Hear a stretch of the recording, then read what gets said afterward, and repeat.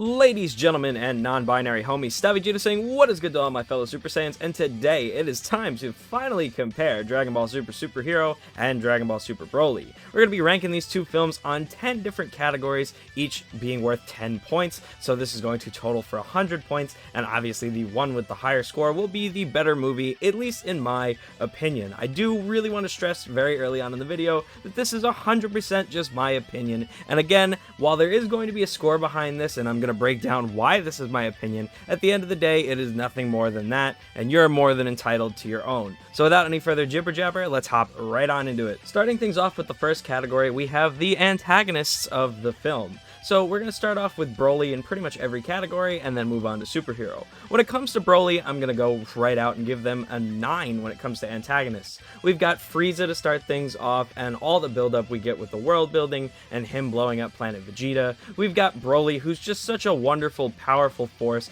and as well as the fact that they edited his character a little bit so that he's a little bit more kind-hearted. His reasoning is a bit more justified with him having hatred towards Vegeta rather than Goku as a crying baby. I just really love the way that they did the antagonists in this film, and you can also even feel the vengeance that Paragus has towards King Vegeta, because you can even tell early on in the film that all of the Saiyans are fearful of Frieza, but the fact that he is so willing to work for Frieza just to get his vengeance on King Vegeta, who's already dead, is just immaculate in my opinion. Next up, we're going to move on to Superhero. Superhero, I'm going to give a much lower score, and that's going to be a 6. Now, while yes, the Red Ribbon Army is a bit iconic, it's kind of odd when you start throwing ancestors into the fray and whatnot, and I know I just praised Broly for doing that so well, in justifying and reasoning and whatnot, but again, I'm not necessarily sure Superhero did the greatest of job with this. Magenta felt like a bit of a bumbling idiot. He didn't really necessarily listen to what Hado had to say, and it was very obvious from, his talks with Hado early on in the film that he understood Jiro's genius. So to ignore his grandson's genius on multiple occasions, even to the point of him saying very early on in the film that bullets didn't affect him, only to then go on and shoot him later in the film, it was just kind of like Magenta never really felt like any level of a threat or even like a true successor of the Red Ribbon Army. On top of this, we have Cell Max, and I know there's a ton of criticism when it comes to Cell Max. I personally like to think of him as a weapon or a tool rather than an actual villain, because in reality, he didn't have any personality. It didn't have any personality. It wasn't really even Cell. It was just Dr. Hado taking the research that Dr. Gero did and making a just indestructible weapon out of it. And so for me, I just don't think that these characters were really strong enough as antagonists, but at the end of the day, I did enjoy the Gammas, and yeah, I don't know, there were some really cool things to go off of, so I think 6 is fair. I don't want to go any lower than 6, just a fair average score. Next up, we have characters. When it comes to characters, we're going to kind of parlay off of the antagonists and sort of look at the protagonists of the film, really just the characters overall though, even just tertiary characters, etc, etc. And so when it comes to Broly, I'm going to go out and give Broly a 7. Broly did a really good job of kind of just giving us characters that we were already familiar with and either giving us new pieces of information about them or new versions of their background, and I think they did a decent job of that. Really, the only true, new characters that we got in Broly, at least from my thought process, are Chilai and Lemo that feel, important to the universe and that are going to be recurring characters here on forward. And truth be told, as enjoyable as they are, it's kind of like a little comedic relief duo. I don't necessarily feel like they're like anything amazing or anything, substantial to the Dragon Ball universe that's going to be absolutely changing to the rest of the world. It's nice for Broly to have a support system because, again, it's really nice to see Broly as a kind-hearted Saiyan, but I don't think that they add too much to the overall Dragon Ball narrative. Now, when it comes to Superhero, I actually want to give them an 8. Because even though the antagonists were kind of so-so, I do think that what they did with Hado and what they did with the Gammas was really, really cool. On top of this, we got some revamping with Pan, and her relationship with Piccolo was just adorable and wonderful and funny, and it's just so great to see because you could see the pieces of Goku's mannerisms in her, of Gohan's mannerisms in her, and just seeing the relationship between her and Piccolo similar to how Gohan and Piccolo's relationship is, as well as Goku and Piccolo's relationship. Plus then seeing her and Gohan at the end collide with each other when she learned how to fly. I mean, the characters were just beautiful in this film, and it really did feel like they enriched the world of Dragon Ball that much more. So even the new characters, well, we did have a lot of new characters actually between Magenta and Carmine and Pan, well, not Pan, but the Gammas and whatnot, and now this new iteration of childhood Pan. It was just really fun to see, and again, I feel like it enriched the world. But I feel like I'm going on a little too much about this, so let's move on. Next up, we have comedy, and I think it's always important to note that Toriyama was originally a gag writer, and that Dragon Ball has always been meant to be comedic in some way, shape, or form. And so, when it comes to Broly, I truth be told am only going to give it a 4, because in all honesty, it really is just a very serious piece. Overall, from basically start to finish, the first 25 minutes with the destruction of Planet Vegeta are extremely serious, and I don't think there's a single moment of laughter in there. And then when the last 45 minutes, you've got the climactic battle between Broly, Gogeta, Vegeta, and Goku, there's really not much comedic stuff going on. I think the true last time that I get a legitimate laugh out of that movie is when Frieza first lands and Goku kind of struggles with his vocabulary. It's 2 different words depending on if you watch the dub or the sub, but when he starts to struggle with Frieza's vocabulary, I think is the last time I get a genuine laugh out of that movie. I get a couple chuckles when they do the failed fusion and whatnot, but seeing the failed fusion is nothing new, you know? And so they didn't necessarily do anything different with it, so it really just got a basic chuckle out of me. Now, when it comes to Superhero, I was laughing from basically start to finish. They did an excellent job of putting little bits of just comedy throughout and whatnot, whether it was the interactions between Piccolo and the Gammas, or even Pan and Piccolo, because, I mean, I sort of love how they're kind of like in on the joke, you know, as they're like, you know, don't tell Gohan, but we're going to push Gohan over the edge so that this way he can fight now. You know, there were just some really funny moments throughout the entire film.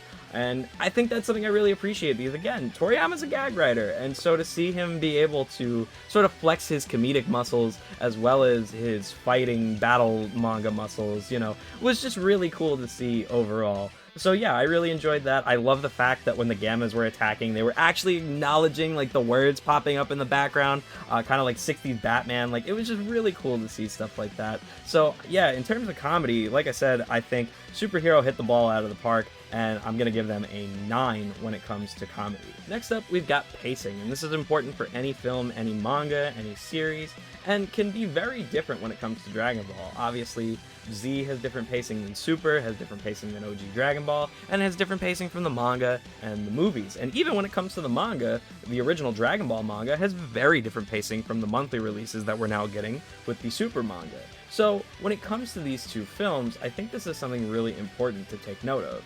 When it comes to Broly, I'm only going to give them a 7. And the reason for this is because, well, quite frankly, the beginning of the movie, it just takes a little too long in my opinion. The destruction of Planet Vegeta is a story that most of us are familiar with, and while it's great to see it again for new people, to go about this for about 25 minutes or so, it kind of drags to a certain degree, and it's not something that I don't love seeing, but I do think that it's something that they could have maybe trimmed the fluff a little bit of, maybe paced it out to be about 15 minutes at the beginning of the movie rather than 25, still giving new audience members a really good glimpse into the world, but also, you know, again, kind of letting us get right into seeing our protagonists, seeing Goku and Vegeta duking it out with each other. Not seeing Goku's kind of history and flying through the pods until about 25 minutes in is like, oh, so now the movie's gonna start? It feels a little odd. Now, when it comes to Superhero, I'm going to give an 8. And I think Superhero does just a little bit better when it comes to pacing. And this is only because I think Piccolo does a really good job of kind of like breaking up the acts himself. I think Piccolo's journey alone is what really kind of helps cement the movie, because we can sort of see that at the beginning that like Piccolo thinks something up, then he's like, okay, like Gohan's gonna have to take care of this. Like you can sort of see there's like a progression. It starts out with his disdain for the way he's raising Pan. It moves on to his disdain for him, you know, not training anymore. We can then see that he starts to think there's a threat. There's a very natural progression in Superhero that didn't feel like it was there in Broly. It felt like we went from like 60 to 0 to 100. And it was like, you know, it just sort of feels a little all over the place. And so I do think that Superhero does a better job of gradually building towards that climactic moment at the end of the film. Now, obviously, what's important when watching a movie is if the story is enjoyable. If you don't enjoy the story, I mean, you're not going to really enjoy the movie, right? So when it comes to Broly, I'm going to give it a solid 9. And I do think that it's very deserving of this because while, like I said, the pacing does feel a bit slow at the beginning, once you get past that initial pacing at the beginning of the movie, it just flows so well. And like I said, I think it does a great job of taking the backbone of the original DBZ Broly and sort of building off of there. It gave, better motivations to Broly himself. You can sort of see this kind-hearted parallel between Goku and Broly, and he even mentions it multiple times, like with him saying, you're not a bad guy, I can tell. So they just do this really good job of taking these characters that we're really familiar with and giving them just a bit more of an enriched backstory, giving us a bit more detail and background when it comes to them. And especially when it comes to Broly, I mean, you guys can tell he's on my overlay. I love him very dearly. So yeah, that's just that. I think they're very deserving of that 9. As for superhero, I'm going to go with a 7. And the reason I'm going to go with a 7 as a slightly lower number for this one is, well, truth be told, superhero feels very avoidable and very pointless. I think a lot of it is kind of Piccolo sort of like poking the bear a little bit with Gohan. Like, it feels like it was very... I feel like it point blank was something very manageable had like the mix up with like the ice cream falling on Whis' staff not happen, and Piccolo prodding and poking Gohan to go beast and everything like that. Even at that, it felt like they just manipulated Hado, them being Carmine and Magenta, to doing things that they wanted him to do rather than what he wanted to do. And again, I just feel like had he, sort of just done his own research and, just made the Gammas on his own accord as opposed to under the Red Ribbon Army's thumb, this was really just completely avoidable. And so while I enjoyed the story and while I enjoyed the interaction between these characters, at the end of the day, I'm not sure how much this enriches the world of Dragon Ball itself. So I'm going to stick with 7, and yeah, let's move on. Next up, we have accessibility. Now, what I mean by accessibility is how easily someone who's never seen Dragon Ball before could walk into the movie and enjoy the film, and vice versa, how much, longtime fans of Dragon Ball could enjoy the film due to, say, references from previous things. So when it comes to Broly, I'm going to go with a solid 8 because, I keep bringing up the first 25 minutes of the movie, but it does a really good job of bringing you up to speed on everything you need to know. Truth be told, if you don't know what Super Saiyan is, then you're kind of just like living under a rock. So seeing them go through the multiple transformations in the series are pretty cool, and we even get Frieza kind of alluding to the Super Saiyan transformation. You can even see the first time that Goku transforms, they even show the quick flashback of Krillin being killed. So yeah, I just think that Broly does a really good job of, just being open to literally anybody being able to watch it. It does a really good job of explaining who's who does what, and sort of just letting you enjoy the film without needing to go through the entirety of the series beforehand.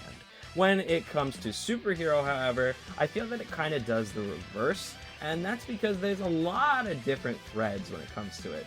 We can see a lot of allusions to the original Dragon Ball. We can see allusions to even GT. With when it comes to the way they're treating Pan and whatnot. Not that they're citing anything from GT, but it's very clear that Pan's character has similarities to her character in GT.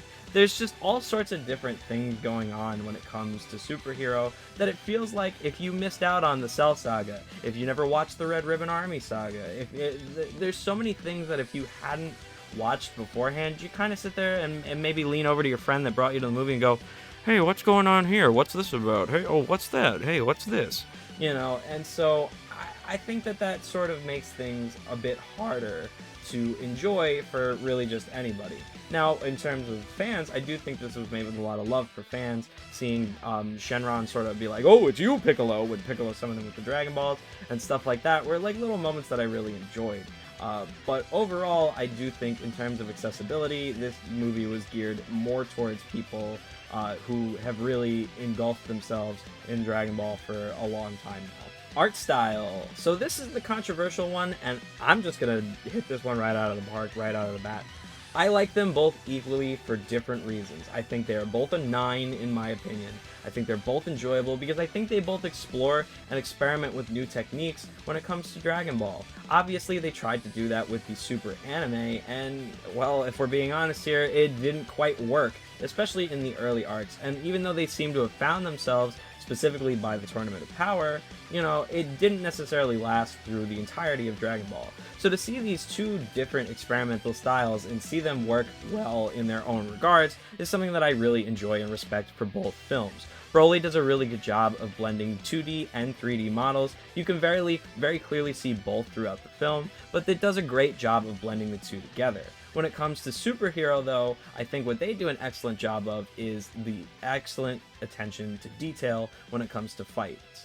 One of my best friends who wanted to be a fight choreographer as we were growing up says it really well in that one of the things that kind of bothered him when it came to the end of Z and Super, and even some stuff when it comes to Broly, is that there are a lot of times where they're just fighting in the distance and you just see two blobs of color clashing in at one another. When it came to Superhero, though, it really felt like almost every single punch you got to feel and see every single detail of each and every one. So I think this is something that we can't really ever say we've seen outside of like a video game when it comes to Dragon Ball, and it's something that I really enjoyed when it came to the art style of the film. So once again, you're both going to receive a 9. I just love them both for respectively different reasons.